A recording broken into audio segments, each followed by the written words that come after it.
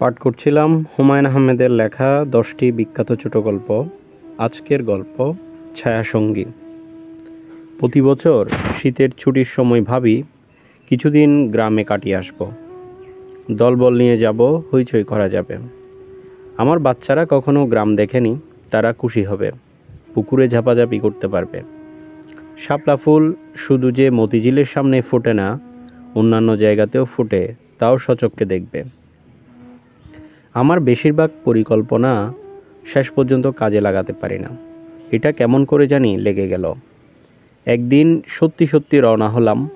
আমাদের গ্রামটাকে অজপাড়া গা বললেও সম্মান দেখানো হয়। যোগাযোগ ব্যবস্থার এমন সুন্দর সময়েও সেখানে পৌঁছতে হয় গরুর গাড়িতে। বর্ষার সময় নৌকা, তবে মাঝখানে একটা হাওর পড়ে বলে সেই যাত্রা অগস্ত যাত্রার মতো। অনেক দিন পর গ্রামে গিয়ে ভালো লাগলো। দেখলাম আমার বাচ্চাদের আনন্দবর্ধনের সব ব্যবস্থাই নেওয়া হয়েছে। কোত্থেকে যেন একটা হাড় ঝিরঝিরে ভেত ঘোড়া জোগাড় করা হয়েছে। এই ঘোড়া নড়াচড়া করে না, এক জায়গায় দাঁড়িয়ে থাকে। খুব বেশি বিরক্ত হলে দীর্ঘ নিঃশ্বাসের মতো একটা শব্দ করে এবং লেজটা নাড়ে। বাচ্চারা এত বড় একটা জীবন্ত খেলনা পেয়ে মহা খুশি।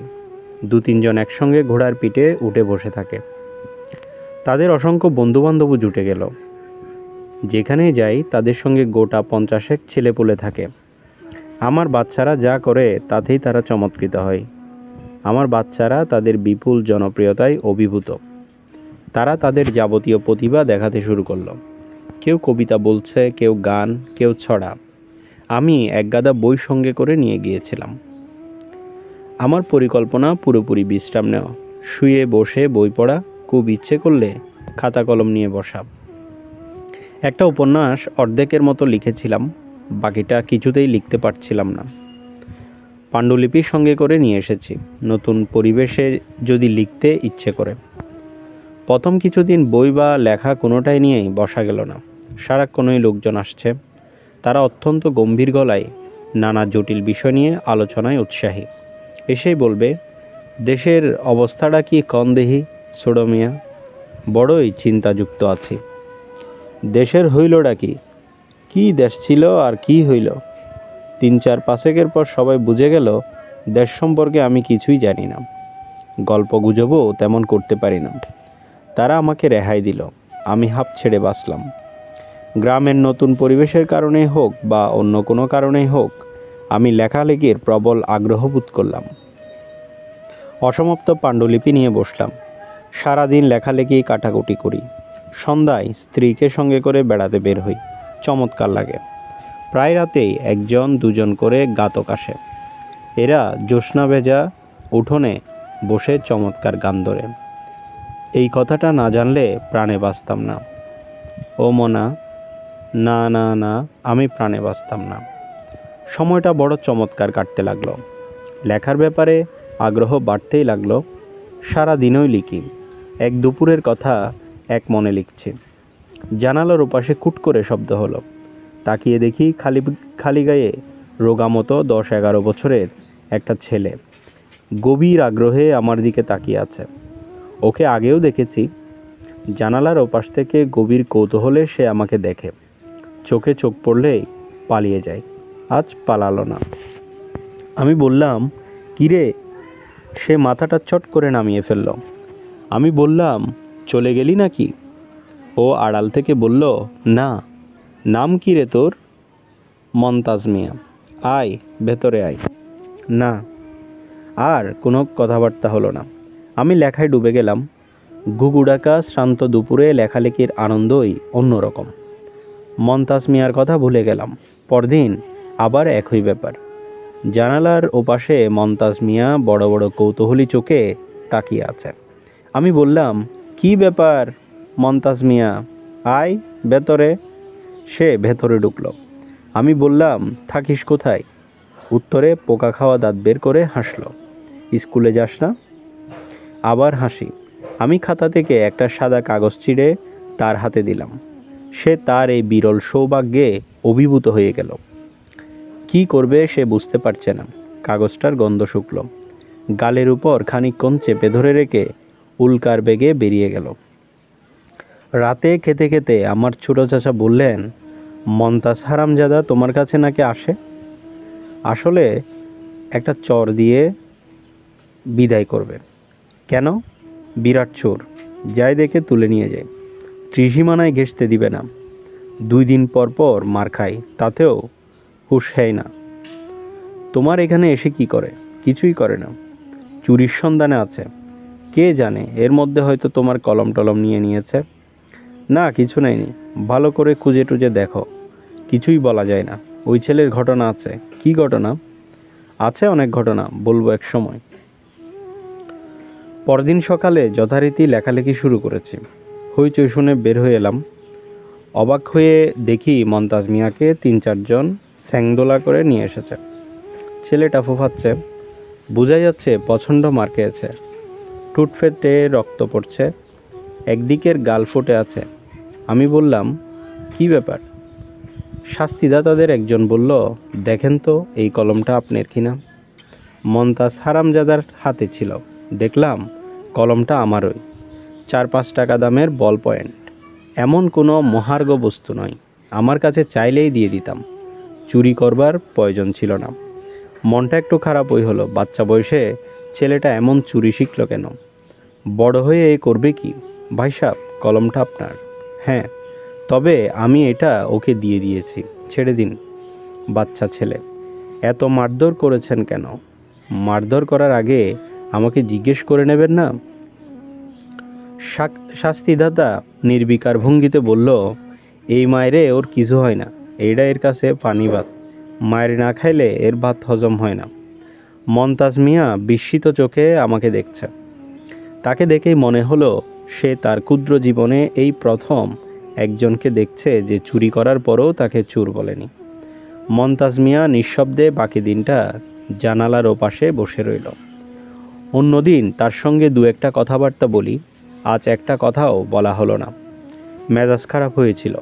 এই বয়সে একটা ছেলে চুরি শিখবে কেন? মন্তাজ মিয়ার যে একটা বিশেষ ঘটনা আছে তা জানলাম আমার ছোট চাচির কাছে। চুরির ঘটনাও 2 দিন পরে।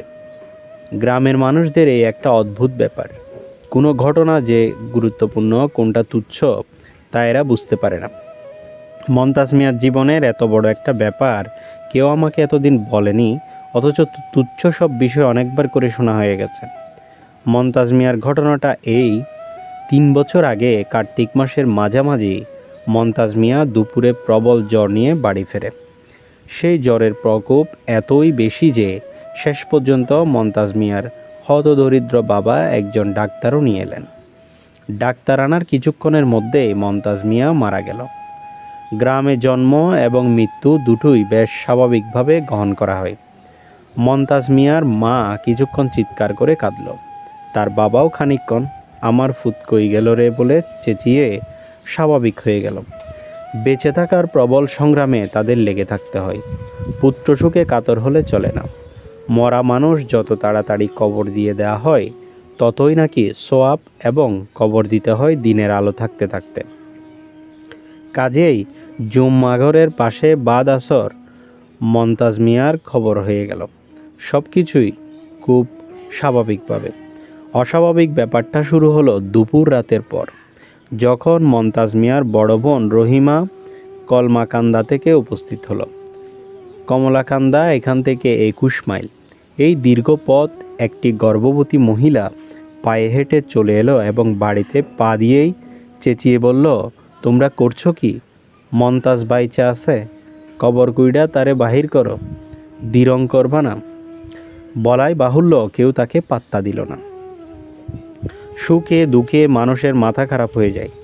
কবর দিয়ে দেওয়ার পর নিকট আত্মীয় স্বজনরা সবসময় বলে ও মরে নাই, কিন্তু মন্তাজ মিয়ার বোন রহিমা এই ব্যাপারটা নিয়ে এতই হইচই শুরু করলো যে সবাই বাধ্য হলো মৌলানা সাহেবকে ডেকে আনতে।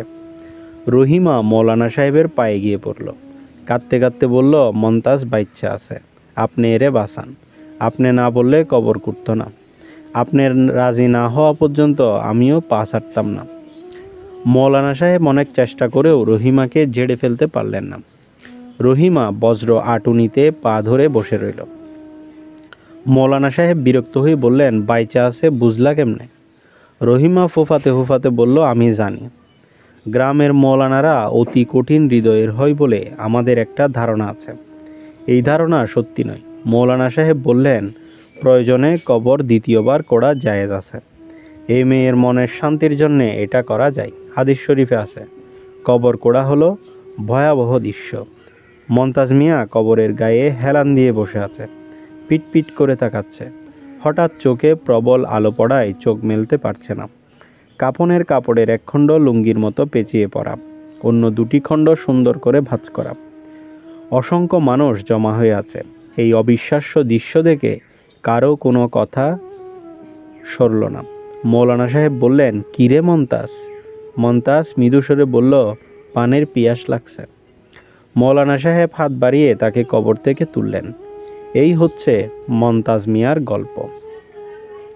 আমি আমার এই জীবনে অদ্ভুত গল্প অনেক শুনেছি, এরকম কখনো শুনিনি। ছোট চাচাকে বললাম, মমতাজ তারপর কিছু বলেনি? অন্ধকার কবরে জ্ঞান ফিরবার পর কি কি দেখলো না দেখলো এইসব? ছোট চাচা বললেন, না কিছু কয় না, হারামজাদা বিরাট বজ্জাত। জিজ্ঞেস করেনি কিছু? কতজনে কত জিজ্ঞেস করছে। এক সাংবাদিক আসছিল, ছবি তুলল, কথা জিজ্ঞেস করলো, একটা শব্দও করে না। হারামজাদা বদের হাড্ডি। আমি বললাম, কবর থেকে ফিরে এসেছে, লোকজন তাকে ভয়টয় পেত না? প্রথম প্রথম পাইতো, তারপর আর পাই না। আল্লাহ তাআলার কুদরত, আল্লাহ তাআলার কেরামতি আমরা সামান্য মানুষ কি বুঝবো কও? তা তো বটেই। আপনারা তার বোন রহিমাকে জিজ্ঞেস করেননি সেই কি করে বুঝতে পারলো মমতাজ বেঁচে আছে? জিজ্ঞেস করার কিছুই নাই, এইটাও তোমার আল্লাহর কুদরত, ওনার কেরামতি। ধর্মকর্ম করুক বা না করুক, গ্রামের মানুষদের আল্লাহ তাআলার কুদরত এবং কেরামতির ওপর অসীম ভক্তি। গ্রামের মানুষদের চরিত্রে চমৎকার সব দিক আছে। অতি তুচ্ছ ঘটনা নিয়ে এরা প্রচুর মাতামাতি করে, আবার অনেক বড় বড় ঘটনা হজম করে। দার্শনিকের মতে গলায় বলে আল্লাহর কুদরত। আমি ছোটো চাচাকে বললাম, রহিমাকে একটু খবর দিয়ে আনানো যায় না? ছোটো চাচা বিস্মিত হয়ে বললেন, কেন? কথা বলতাম, খবর দেওয়ার দরকার নেই, এমনিই আসবো। এমনিতে আসবে কেন? ছোটো চাচা বললেন, তুমি ফোলাফান নিয়ে আসছো, চারিদিকে খবর গেছে। এই গ্রামের যত মেয়ের বিয়া হইছে সব অহন নায়র আসবো, এইটাই নিয়ম। আমি অবাক হইলাম, সত্যি সত্যি এটাই নাকি নিয়ম? গ্রামের কোনো বিশিষ্ট মানুষ আসা উপলক্ষে গ্রামের সব মেয়েরা নায়র আসবে। বাপের দেশে আসার এটা তাদের একটা সুযোগ, এই সুযোগ তারা নষ্ট করবে না। আমি আগ্রহ নিয়ে জিজ্ঞেস করলাম, কেউ কি এসেছে? আসবো না মানে? গ্রামের একটা নিয়ম শৃঙ্খলা আছে না? আমি ছোটো চাচাকে বললাম, আমাদের উপলক্ষে যেসব মেয়েরা নায়র আসবে তাদের প্রত্যেককে যেন একটা করে দামি শাড়ি উপহার হিসেবে দেওয়া হয়। একদিন খুব যত্ন করে দাওয়াত খাওয়ানো হয়। ছোটো চাচা এটা পছন্দ করলেন না, তবে তার রাজি না হয়েও কোনো উপায় ছিল না। আমাদের জমি জমা দীর্ঘদিন ধরে ভোগ দখল করছেন। গ্রামের নিয়ম মতো এক সময় রহিমাও এলো, সঙ্গে 4টি ছোট ছোট ছেলে মেয়ে। হতদরিদ্র অবস্থা। স্বামীর বাড়ি থেকে সে আমার জন্য 2টো ডালিম নিয়ে এসেছে। আমার স্ত্রী তাকে খুব যত্ন করে খাওয়ালো। খাওয়ার শেষে তাকে শাড়িটি দেওয়া হলো। মেয়েটি অভিভূত হয়ে গেল। একরকম একটা উপহার বোধহয় তার কল্পনাতেও ছিল না। তার চোখ দিয়ে টপ টপ করে পানি পড়তে লাগলো। আমি তাকে আমার ঘরে ডেকে নিলাম। কোমল গলায় বললাম, কেমন আছো রহিমা? রহিমা ফিস ফিস করে বলল, ভালো আছি ভাইজান। শাড়ি পছন্দ হয়েছে? পছন্দ হইব না কি যে খন ভাইজান, অত দামি জিনিস কি আমরা কোনোদিন সইকা দেখছি? তোমার ভাইয়ের ব্যাপারটা জানতে চাচ্ছিলাম। তুমি কি করে বুঝলে ভাই বেঁচে আছে? রহিমা অনেকটা চুপ করে থেকে বলল, কি কইরা বুঝলাম আমি নিজেও জানি না ভাইজান। মৃত্যুর খবর শুই না দৌড়াইতে দৌড়াইতে আসছি। বাড়ির ওটানে ফাও দিতেই মনে হইল মমতাজ বাচ্চা আছে। কী জন্যে মনে হইল জানি না ভাইজান, মনে হইল। এরকম কি তোমার আগেও হয়েছে? মানে কোনো ঘটনা আগে থেকেই তুমি কি বলতে পারো? জি না। মমতাজ তোমাকে কিছু বলেনি? জ্ঞান ফিরলে সে কি দেখলো বা তার কি মনে হলো? জি না। জিজ্ঞেস করনি? করছি, হারামজাদা কথা কয় না। রহিমা আরও খানিকক্ষণ বসে পান টান খেয়ে চলে গেল। আমার টানা লেখালেখিতে সেট পড়ল, কিছুতেই আর লিখতে পারি না। সব সময় মনে হয় বাচ্চা একটা ছেলে কবরের বিকট অন্ধকারে জেগে উঠে কী ভাবল, কী সে দেখল, তখন তার মনের অনুভূতি কেমন ছিল। মমতাজ মিয়াকে জিজ্ঞেস করতে ইচ্ছে করে, আবার মনে হয় জিজ্ঞেস করাটা ঠিক হবে না। সব সময় মনে হয় বাচ্চা একটি ছেলেকে ভয় স্মৃতি মনে করিয়ে দেওয়াটা অন্যায় কাজ। এই ছেলে নিশ্চয়ই প্রাণপণে এটা ভুলতে চেষ্টা করছে বলেই কাউকে কিছু বলতে চায় না। তবুও একদিন কৌতূহলের হাতে পরাজিত হলাম। দুপুরবেলা গল্পের বই নিয়ে বসেছি। পাড়াগার ঝিমধরা দুপুর, একটু যেন ঘুম ঘুম আসছে। জানালার বাইরে কুট করে শব্দ হলো। তাকিয়ে দেখি মমতাজ। আমি বললাম, কী খবর মমতাজ? ভালো। বোন আছে, চলে গেছে গা। আয় ভেতরে আয়। মমতাজ ভেতরে চলে এলো। আমার সঙ্গে তার ব্যবহার এখন বেশ স্বাভাবিক। প্রায়ই খানিকটা গল্পগুজব হয়। মনে হয় আমাকে সে খানিকটা পছন্দ করে। এইসব ছেলেরা ভালোবাসার খুব কাঙাল হয়। অল্প কিছু মিষ্টি কথা, সামান্য একটু আদর, এতেই তারা অভিভূত হয়ে যায়। এই ক্ষেত্রেও তাই ঘটেছে বলে আমার ধারণা। মমতাজ এসে খাটের এক প্রান্তে বসল। আরে আমাকে দেখতে লাগলো। আমি বললাম, তোর সঙ্গে কয়েকটা কথা বলি, কেমন? আচ্ছা। ঠিক মতো জবাব দিবি তো? আচ্ছা মমতাজ, কবরে তুই জেগে উঠেছিলি মনে আছে? আছে। যখন জেগে উঠলি তখন ভয় পেয়েছিলি? না। কেন? মমতাজ চুপ করে রইল। আমার দিক থেকে অন্যদিকে চোখ ফিরিয়ে নিল। আমি বললাম, কি দেখলি? চারিদিকে অন্ধকার। কেমন অন্ধকার? মমতাজ এবারও জবাব দিল না। মনে হচ্ছে সে বিরক্ত হচ্ছে। আমি বললাম, কবর তো খুব অন্ধকার, তবু ভয় লাগলো না? মমতাজ নিচু স্বরে বলল, আরেকজন আমার সাথে আসিল, সেজন্য ভয় লাগে নাই। আমি চমকে উঠে বললাম, আরেকজন ছিল মানে? আরেকজন কে ছিল? চিনি না, আন্ধারে কিছু দেখা যায় না। ছেলে না মেয়ে জানি না। সে কি করলো? আমারে আদর করলো আর কইল কোনো ভয় নাই। কিভাবে আদর করলো মনে নাই। কি কথা সে বলল? মজার কথা, খালি হাসি আসে। বলতে বলতে মমতাজ মিয়া ফিক করে হেসে ফেলল। আমি বললাম, কী রকম মজার কথা? দু একটা বলতো শুনি। মনে নাই। কিছুই মনে নাই? সে কে? এটা কি বলেছে? জি না। ভালো করে ভেবে টেবে বলতো, কোনো কিছু কি মনে পড়ে? ওনার গায়ে শ্যাওলার মতো গন্ধ ছিল। আর কিছু? মমতাজ মিয়া চুপ করে রইল। আমি বললাম, ভালো করে ভেবে টেবে বলতো, কিছুই মনে নেই? মমতাজ মিয়া অনেকক্ষণ চুপ করে থেকে বলল, একটা কথা মনে আছে। সেটা কি? বলতাম না। কথাটা গোপন। বলবি না কেন? মমতাজ জবাব দিল না। আমি আবার বললাম, বল মমতাজ, আমার খুব শুনতে ইচ্ছে করছে। মমতাজ উঠে চলে গেল। এই তার সঙ্গে আমার শেষ দেখা। বাকি যে কদিন গ্রামে ছিলাম সে কোনোদিন আমার কাছে আসেনি। লোক পাঠিয়ে খবর দিয়েছি, তবুও আসেনি। কয়েকবার নিজেই গেলাম। দূর থেকে দেখতে পেয়ে সে পালিয়ে গেল। আমি আর চেষ্টা করলাম না। কিছু রহস্য সে তার নিজের কাছে রাখতে চায়, রাখুক। এটা তার অধিকার। এই অধিকার অনেক কষ্টে সে অর্জন করেছে। শ্যাওলা গন্ডি সেই ছায়াসঙ্গীর কথা আমরা যদি কিছু নাও জানি, তাতেও কিছু যাবে আসবে না।